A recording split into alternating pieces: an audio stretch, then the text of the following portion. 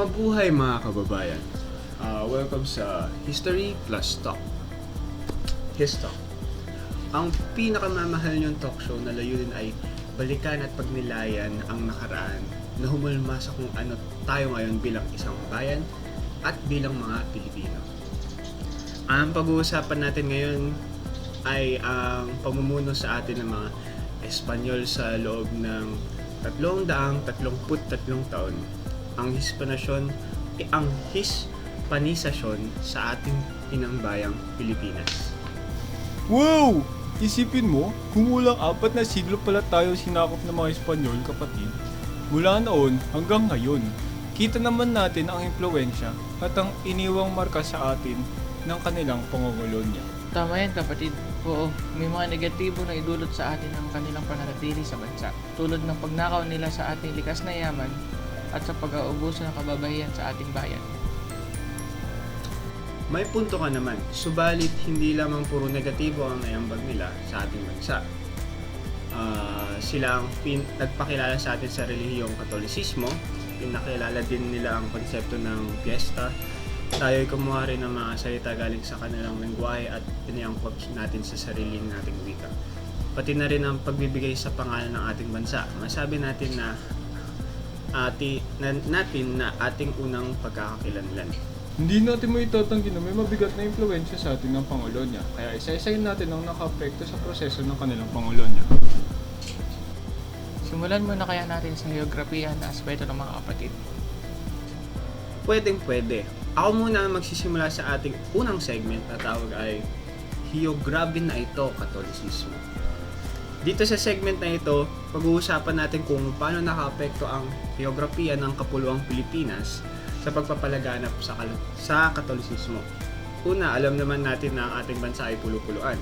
Kung kaya't maaari natin sabihin na bawat pulo o grupo ng pulo ay may kanya-kanyang kultura at relihiyon.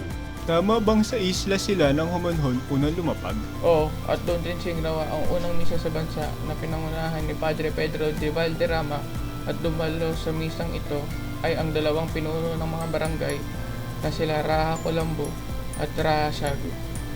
Actually, sa isla sila ng Limasawa unang lumapag, sa bandang silangan pa ng isang humanhon. Subalit tama pa rin naman ang iyong sinabi.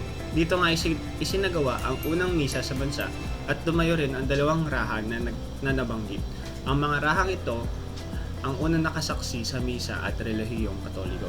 Pero hindi ba sila nagpa-convert sa mga Espanyol? Actually, nabanggit lang na sila ay nag-participate lamang sa nasabing misa at nagbigay respeto sa kanilang kultura at relihiyon, sa kultura at relihiyon ng mga Espanyol. E di sino ang mga unang nagpa-convert? Magandang tanong yan, kapatid. Ang unang recorded na conversion ay ang mass conversion na nangyari sa isla ng Cebu. Ang mga Espanyol na pinamumunuan ni Mylyn ay nagtungo sa isla ng Cebu at ang unang conversion ay nangyari sa araw ng Linggo, pagkatapos ng misa. 14 ng Abril taong 1521. Sa araw na iyon, nasa 800 Pilipino ang na-convert sa relihiyong Katolika. Wow! Ganun karami sa loob ng isang araw? Oo pare, at sa loob naman ng 25 taon, sila ay nakakonvert ng 25,000 katao. Nakatumbas na ng kalahati ng populasyon ng arkipelago nung panahon na iyon. E paano yun? Hindi ba nahihirapan sila sa paglaganap ng Katolisismo sa Mindanao kumpara sa Luzon at Visayas? Oo, actually, totoo yun. Dahil di tulad ng mga Bisaya at Taga-Luzon, na kadalasan ay pagano lang ang relihiyon, sa Mindanao kasi, laganap na ang matatag na relihiyon ng Islam na pinakilala sa kanila ng mga traders galing Persian Gulf at India noong ika-14 na siglo. Dahil sa organisadong pamamahala nito at pagkakawatak-watak ng mga isla, mahihirapan sila magplano sa pagsakop ng hindi sila kukulangin sa tao at may ipit ng mga taga-kapitbahay na pulo nito. Ganun pala yun. Pero bakit sa tingin mo, madali lang tayo na-convert o nasaw? Sabagay, dahil na rin ito sa pagkawatak-watak sa buong kapuluan, walang maayos na pamamahala at kawalan ng pagkakaisa. Paano kaya kung hindi tayo kapulaan, no? Kung hindi tayo watak-watak at meron rin tayong pamalaan, no? Tingin nyo kaya nadalian sila tayong sakupin at i-convert sa relihiyon nila? Sa tingin ko hindi, kasi mas marami tayo sa numero. Maaari, pero tandaan natin na meron silang armas noon, mga baril at kanyon laban sa mga sibat, itak at mga pana natin. Kung usapang progreso sa armas, mas lamang sila. At ito'y malaking aspeto rin kaya nadalian silang kontrolin tayo at sakupin. Marami tayong dapat i-take into account. Kaya mahirap talagang sagutin kung masasakop ba nila tayo o hindi sa ganung lagay. Pero hindi naman masama na isipin natin ang mga what ifs sa kasaysayan dahil nandun ang curiosity at probabilities na hindi natin mababago. Tama ka dyan, buddy. Kaya dapat na lumingon tayo sa nakaraan natin dahil ito ay nag-fuel ng ating curiosity. As well as natututo tayo na sa mga pangyayaring ito kung kaya't maaari nating piliin ang desisyon na magiging mas beneficial para sa sangkatauhan. Grabe, ito mga malaking bagay ang heograpiya sa mga pangyayari sa kasaysayan. Ay tama ka dyan, buddy. Pero hindi pa dito nagtatapos ang ating talk show. Kung kaya't magpatuloy na tayo sa susunod na segment, ang Histok. Paalam mga kababayan! See you next time! Insightful na segment na yun, parang Kendall. Siyempre, hindi ako papatalo sa pawitihan ng title. Simulan na natin ang ikalawang segment.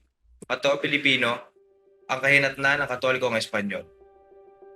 Kagaya nga ng sabi ni parang Kendall, kasamahan ng pagsakop sa atin ay ang pag-inherit natin ng kanilang relihiyon. Pero alam nyo ba, hindi ganun kadali ang pagtanggap natin sa kanilang relihiyon. Pagpapalipat nga ng mga katutubos na bayan ay nahirapan sila Siyempre, di sila papatalo sa kanilang kultura. Kaya mga kapatid, try to guess kung anong culture ang bentang-benta sa ating mga ninuno. No-brainer yan, pre. Siyempre, fiesta. Madami sa mga festivals natin ay tungkol sa religion, kagaya ng Sinulog Festival ng Cebu City. Ito ay isang tradisyonal na selebrasyon na ginaganap every third Sunday of Janrei to honor the Santo Niño. Tama. Another thing about Sinulog Festival is that it tells the story of the Filipinos' acceptance of the Spanish religion. The participants wear bright colored costumes and dances to the rhythm of drums, trumpets, and native songs. So in a way, medyo naging spoiler na yung mga pag-mention mo ng Sinulog Festival kasi we assimilated into their religion at the end. That was their strategy because of our ancestors like the pageantry. Inakit sila gamit ang saya, kulay, sining, musika, at ingay ng fiesta. They used these celebrations to indoctrinate the Filipinos. Siyempre, the Filipinos accepted the holiday kasi walang trabaho. But more than that, mas na-enjoy nila ang pakikisama sa kapwa. And because of their love for rituals and celebrations, natuto silang tumugtog ng flute, violin, flageolet, at kumanta ng mga Gregorian charts. It's because of Philippine culture, kaya contrasting yung solemn nature ng religion and how we perform it. The sacred profane blended together, ika nga. Another strategy was to use kindness in a form of charity daw. Kasi the Jesuits went to the ill to make them receive the sacraments of anointing the sick, and they performed the sacrament of last rites for the dying. The hidden agenda, para hindi na sila bumalik sa mga pagano nilang paniniwala. Kasi syempre, you hold on to every faith when you're on the brink of the death. But of course, the giving of sacraments became an issue later on kasi not every Filipino lived in the kabisera, and yung transportation nila papunta sa mga liblib na lugar ay umaabot ng ilang araw. This issue paved the way to a custom na partikular lamang sa atin ito ay ang mga magpapajesus. The trained natives basically visit the ill, pray the rosary, and perform devotions as papalubag loob para sa mga hindi mabigyan ng last rites. The Filipinos cared so much for their salvation before death, which the way I see it, was driven by their fear of being sentenced to an afterlife of suffering and not as an act of remorse. The other act of charity was attending funerals. The hidden agenda, para ma-regulate ang pag-iinom ng alak ng mga Pilipino. Nagluluksa pero bawal pa rin ang alak. Can you believe it? I can't believe it, kapatid, kasi against talaga ang mga Katolikong Espanyol sa overindulgence.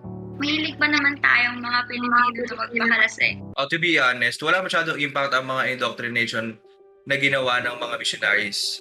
Ang tunay na may impact, though, you guessed it, Yung mga agaw pansin at makamundong salo-salo like candlelight processions and the depiction of the Passion of Christ in huge floats in the current setting.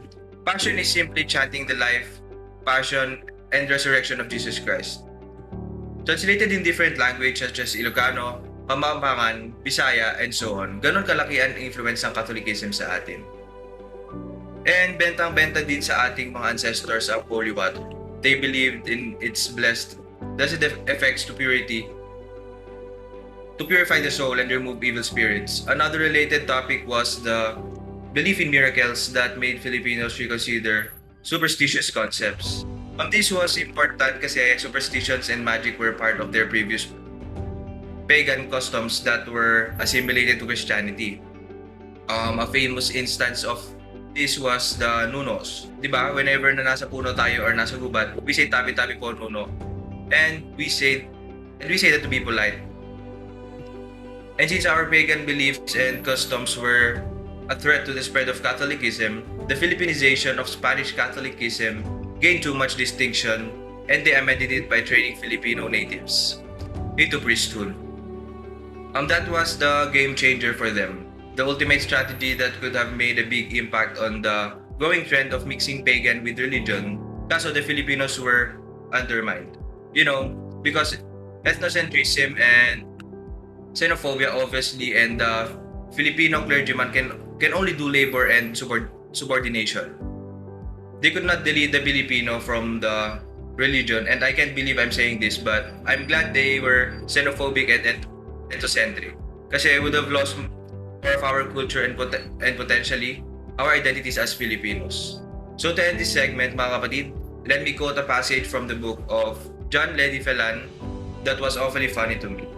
All men were created equal in the sight of God, but certainly not in the sight of their fellow men.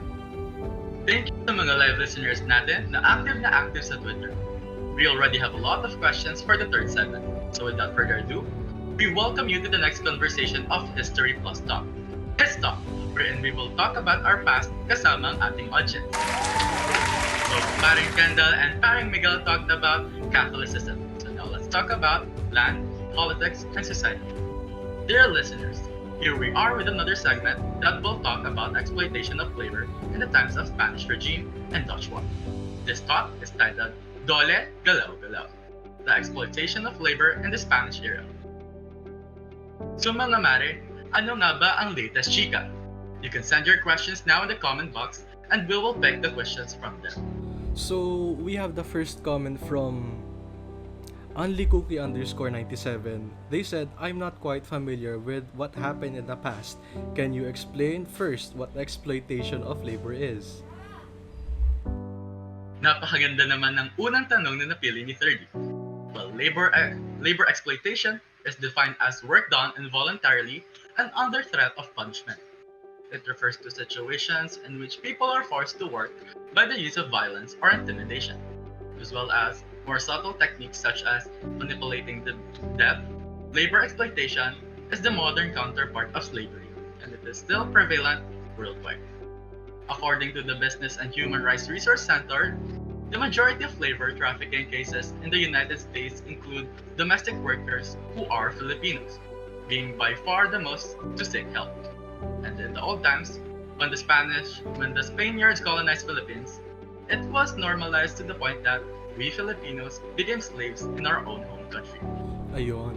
So, now that we have explained what exploitation of labor is, let's move on to the next question. The next question is from @YOLO_1127. Ito, maganda to. Why did the Spanish people colonize the Philippines? Answer that question, as stated earlier by our two hosts, the Spanish crown conquered the Philippines to propagate Christianity across the whole country. At least that's their justification for colonizing us. Seems like our next commenter is knowledgeable regarding our topic on today's episode. From @PPPark, KJWI002, ang gulo nito, commented, the first labor system that happened in the country was called encomendia. However, natives are subjected to harsh treatments and positions. Well, yes, Filipinos during that time faced difficult situation because Spanish people made the natives to turn into Christians and undergo into hard labor, torture, extreme abuse, and in some cases, they might face death. If they continue to resist, the Moros and Negros most especially were very adamant in accepting the Spaniards, yeah, they were often subject to slavery. Okay, moving on. This is from at Gion's Love for Eva, and she said, "From what I knew, there is a draft labor system that got into the Mexican influence, repartimiento. I think there were two branches, and they were called Polo, and the other one was Vantala. Although I am still confused with this draft labor." The concept of draft labor kasi originated from a system called Polo. Polo is now regarded as forced labor, with all Filipino men required to serve in the labor pool for 8 set period of time. There were some exceptions though, such as chieftains and their eldest sons. And rich Filipino men could purchase the exemption from labor by buying a substitute for 6 or 7 pesos to do the labor for them. Polo workers were obliged to build roads and bridges, build public structures and churches, cut timber in the forest, or even work in shipyards, and serve in Spanish military expeditions. Albeit, they rarely received their minimum pay. We can obviously see how much the Spaniards abused our people's skills and the situation at the time. The only compensation they gave polo workers for their efforts was 4 peso bag of rice. Diba? From this answer alone, I can already imagine the class action if this was set in the modern age. Back then kasi, normal Filipinos had no access to lawyers. So how could they when the government is run by the Spaniards? Bandala, on the other hand, is precious, and it refers to the mandatory selling of goods to the government. The government set an annual quota for all provinces to meet, and chieftains in each village were tasked with collecting these quotas. And this was more oppressive than being made into slaves. To be truthful though, it became a form of taxation in the long term, as well as a burden. They used the Filipino as free labor and they sucked them dry on their wages. Grabe diba? And Pampanga came into debt despite being a large producer of rice and timber. Grabe talaga abuso nila sa atin, no? Well, moving on. This would be our last comment kasi medyo nauubusan tayo ng oras. Though there are still some comments we have not read yet. So, from our last lucky pick, this is from @_BKYung56 asked about how was the country and the Filipinos during that time that they were under the Spanish regime? And aside from what colonizers did already, what more things have they done? Ito kasi yun, to further dig deeper sa topic na ito and enhance the knowledge ng mga nakikinig sa atin. The material burden on the religious establishments fell into the hands of Filipinos. Kanino pa ba? Especially during the Hispano-Dutch War. There has been a demand for goods, labor, and lives made by Polos and Vandalas, and jobs like wood cutting, shipbuilding, brewing, and munition making were also shouldered by them. The war only intensified the already hard life of our ancestors. So, although our Q&A session is over, i-chika ko lang sa inyo real quick yung mga nangyari pa. Meron din exploitation na naganap via the church by purchasing items for cheaper than what they are worth at pangunguhan ng donations. Nagre-resell din ang mga clergy ng mga essentials and other materials for prices higher than what they are worth. And since limited lang ang budget ng church dito sa Pilipinas, the construction of churches and chapels was shouldered by the Filipinos pa rin. Looking at the situation from the eyes of the colonizers, I can say that they really hit the jackpot kahit na they kept on exploiting Filipinos like it's nothing. Laborers were seen as farm animals and not as humans. Nakakagalit, diba? But as much as I want to keep being angry and rant to you guys, this ends our segment about our exploitation of labor in the time of the Spanish regime in the Philippines. And I am thankful to those people who listened and participated in this special segment. See you in the next episode, and there will be a lot more exciting topics to be tackled about. This is Jay, ang inyong host na diniscuss sa inyo ang exploitation of labor sa panahon ng Espanyol. Mare, ano ang latest chika? Ayan. Nabanggit ni Paring Jay kung paano napagsamantahalahan ang pagtatrabaho ng mga Filipino. Di ba nakaka-curious kung paano nila na-survive ang ganong sitwasyon? Kasi imagine nagtatrabaho ka ng walang tigil kasi ang laki ng utang mo. Tapos, yung kinikita mo, kailangan pang ipambayad sa gobyerno. And the only benefit you receive ay 1 kilo lamang ng bigas. The resiliency of a Filipino ay napakatindi talaga. So ngayon, I welcome you to the second last segment of our History plus Talk, His Talk, or in this situation, Her Talk, wherein we will talk about our past. Well, not our past, but the past as in history. Kayo ha? Masyado kayong maisip. This segment is titled as, At First I Was Afraid I Was Hispanized, I Will Survive. The ecological and economical consequences of the conquest, and we'll be talking about what happened in the Philippines during the conquest of the Spanish regime. Well, actually, the questions are already prepared na since our lovely and hardworking team asked everyone to send their questions to their social media accounts. For our first question po, this is from @BBM_United. Can you explain po how the Filipinos during the Hispano-Dutch War survives? Thank you for that, Miguel. And yes, of course, BBM United. Pero malawak masyado yung question na yan, but we can answer that little by little since other questions will answer that for us. Pero a quick background lang, their conquest here in the Philippines was different and less strenuous from their conquest in Mexico during the 16th century. Kasi sa Mexico, the war was super bloody and depressing, mostly because the Spaniards weren't attracted to our country kasi we didn't have anything to offer.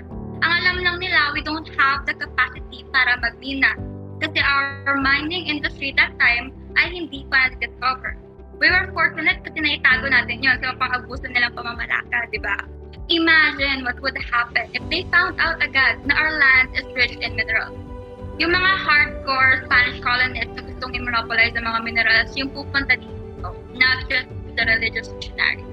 The Manila galleons would not be the only trading ship na magpapasakit sa ating mga ancestors, I can tell you that. Yun obviously ang cause na mabilis na pagbabago ng estado ng Pilipinas. Next question po is from @Janander_Bo. Hello po, my question po is, what would happen if we discover yung mining industry natin ng mas maaga? Sana po manotice nyo ito. Hello din sa'yo, and yes, na-notice kita. Well, the Spanish settlements were likely to happen, and by now, siguro, we have some of the characteristics of the Spaniards because of miscegenation. The cross-breeding of races. That's what it means. And it happened actually mostly in the Manila area back then because the colonizers settled there more than the provinces. Although our Filipinas became mistresses rather than wives because marrying a non-Spaniard cannot help them social crime. A fun fact though, the word mestizo back then almost means the same as bastard. And a funny event, well, it was funny, it is funny to me because it happened when a half of the aristocratic women in Manila ay nag-decide maging madre. So, syempre, yung mga lalaki na wala pang asawa, hindi matanggap kasi bababa yung chance nilang magkababae. Lahat hindi mabibigyan. So, unfair daw, di ba? And so they pleaded. Nagmakaawa sila na isara yung convent para wala ng babaeng magmamadre. I am so sorry for the crass terms, pero that's what happened. That's how Filipino women were treated back then, as objects, as tools who would give birth to future Spaniards. Oh, nice. Someone said, thanks to our geography talaga. Never na ako magrereklamo about the biyahe from Luzon to Visayas. Kahit ihiwalay na ang kaluluwa ko sa pangatlong barko. I won't ever complain. This is from @JDay_InPink21. Yes, exactly. Let's take a moment muna to appreciate our archipelago kasi it really saved us. Diba? We talked in the first segment about how difficult it was for the Spaniards to get here. They mostly didn't have the resources and interest left to keep digging kasi for them, Philippines is just a small country. Who would have anticipated that we're hiding a lot of minerals, diba? And it's because of this geography that we have less casualties in cases of epidemics. The diseases couldn't spread throughout the country, so it wasn't too much of an issue in the decline of the Philippine population. If anything, the Hispano-Dutch War took the most lives. Our next question is from Lenely22. Hi ma'am, how about the state of agriculture? Were there changes? I love your handler, by the way. And yes, underpopulated ang Pilipinas. May digmaang naganap at kailangan ng consistent supply ng goods. So you can only imagine the pressure and pagod na dinanas ng ating mga farmers. Alam niyo ba, the Filipinos were accused of being lazy kasi hindi nagkaroon ng surplus sa mga ani at produkto, walang excess na produce. So they pulled the polo and the bandana car. Kasi gusto nilang turuan ng leksyon ng mga tamad na, well, baka magsipag sila, lalo kapag kung pinapahirapan sila. And their method was effective. Tumaas ang rate ng production, especially from Bulacan, Pampanga, and Davao. Familiar naman kayo with Central Luzon being the rice granary of the Philippines, di ba? Aside from those places, Panay of the Visayan Islands is second in rice production and supplies the southern fleet military. Another fact was that cows and bulls were only introduced to us. Wala talaga tayong baka sa Pilipinas. Dinahan tayo ng cattle from Mexico, pero yung variety from northern China and Japan ang mas madaling alagaan. Although hindi naging mabilis ang pag-produce ng meat, kaya mayaman ka na kapag nakakain ka na ng baka noon. We are almost at the end of pala, no? And our second to the last question is from Atsani Oli. The question is, what happened to Filipino society? Grabe, are we ending na agad? Okay, so to answer your question, pinagbawal actually ng mga Espanyol ang involuntary services.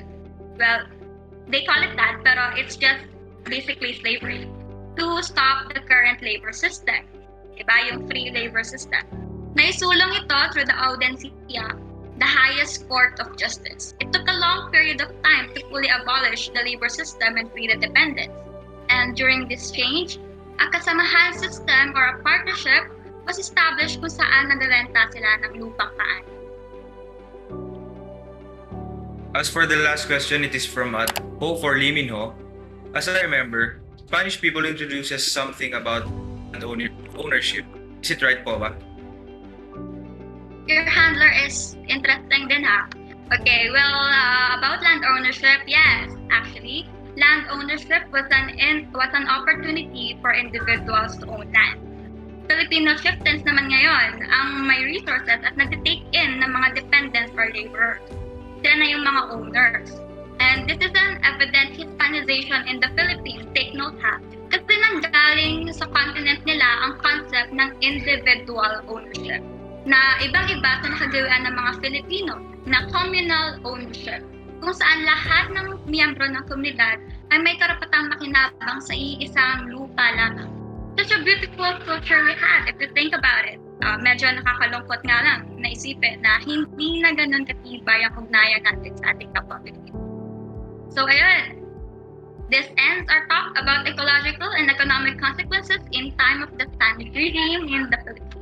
Thank you so much sa lahat ng mga nakinig at nag-participate sa ating segment. This is Ashley and I hope you learned something. Mare, ano ang last chika? So for our last topic, let's talk about what if the Philippines political system has never been influenced by the Spanish government.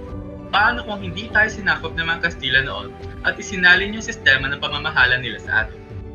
Welcome to our last segment titled, Political. The Political Hispanization. Here is Sturdy to share with us his knowledge on the state of the politics during the Spanish regime.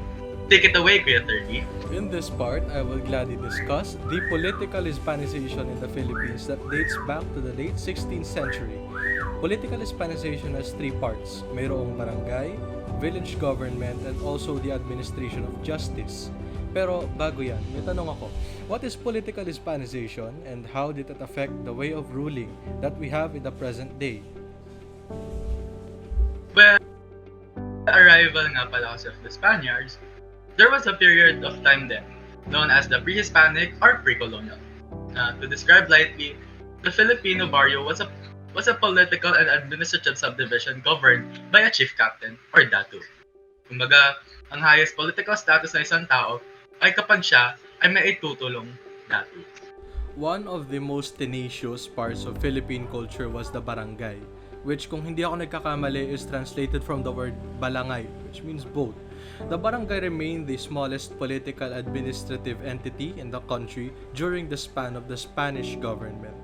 The Spaniards, on the other hand, were able to make changes to the arrangement. The kabasera or poblasyon ay ilan sa mga naging pagbabago. Dahil dito, the Filipinos' dispersed settlements made regular religious missions impossible. Now, for the first part, each and every Filipino under the Spanish rule had to belong to a barangay. Kumbaga, ito yung nagsiserve na citizenship kung tawagin. Pero pwede siyang mangibang barangay kung gusto niya unless he is a baptized person. Pero regarding this, magastos to since there are also traditions mentioned when it comes to moving to a new barangay where you have to pay or offer a celebration in honor of his former barangay. Even the moving process itself costs a lot of fortune. That is why it is less popular to move out than we do now. Tama. And Filipinos were compelled or convinced to relocate near the parish capital. However, because Filipinos were reluctant to leave their barangays, the Spaniards instituted a visita or barrio plan in which itinerant priests would visit these settlements on a regular basis. The so-called political parties of the 17th and 18th centuries' Hispanization altered the country's geopolitical environment. The archipelago was divided into many provinces which are called alcaldes mayores and corregidores for the sub-districts of the provinces by the Spaniards. Nagkaroon din ng samahang tinawag na principalya or local affluent elite which consisted the cabezas de barangay to administrate the datu and the gobernadorcillos, the town or municipio. Noon pa man, there were also traces of abuse, graft, political dynasty, and favoritism in the local government. Did you know that there was a planted project called Caja de Comunidad before? The purpose of it is to make the barangays ready for famine or tagutom and for harvesting seasons surplus which is supervisioned by the officers of the Royal Treasury. The official reales and those who formed the autonomous branch of imperial bureaucracy. Kaya kung corrupt ngayon, sa panahon natin, well, hindi lang siya ngayon corrupt. Tama. It has always been a corrupt industry. And the administration of justice was unfair to the rule of the natives or the Filipinos are much worse than the Spaniards who live in the Philippines. Kumbaga, nagkakaroon kasi ng racial discrimination. It is also recorded that a lot of Filipino magistrates or magistrados chose considerable power and prestige over their countrymen, resulting in abuse and unfair treatment between the two and the society's classes. Ibig sabihin, noon pa man, meron ng mga taong nabubulag sa yaman at pabaya sa serbisyo at pamumuno sa bayan. If we'll also take a closer look regarding the village government system, Filipinos have been exposed to political experiences even in the colonization period. So it is not new that we somehow adopted a lot of events to the government that we have today. So, to answer the question, what if the Philippine political system has never been influenced by the Spanish government? Spain established a, take note, centralized colonial administration in the Philippines, with a national government and local administrations in charge of provinces, cities, towns, and municipalities. It possessed legislative and judiciary power as well. Even though we had datus and chiefs before the Spaniards arrived in the Philippines, it is not as systematic as the Spanish influence of barangays and municipalities in which we are benefiting now. Kaya, hindi natin masasabing walang idinulot na maganda ang kolonyalismo sa Pilipinas kasi meron nga naman talaga.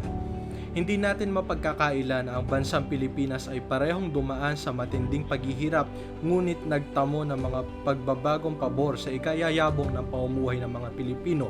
Gayunpaman, hindi natin dapat ipagkaila ang kasaysayan Kailangan ay isa puso natin ito at unawaing mabuti upang hindi na maulit ang mapait na nakaraan. Muli, ito ang His Talk Podcast kung saan mababalik-balikan natin ang past. Walang move on, ika nga, diba? Magkikita-kita tayong muli sa susunod na chikahan. Follow us on our social media sites and stay updated. Keep safe mga kapatid at iboto kung sino ang tunay at marapat ngayong paparating na halalan.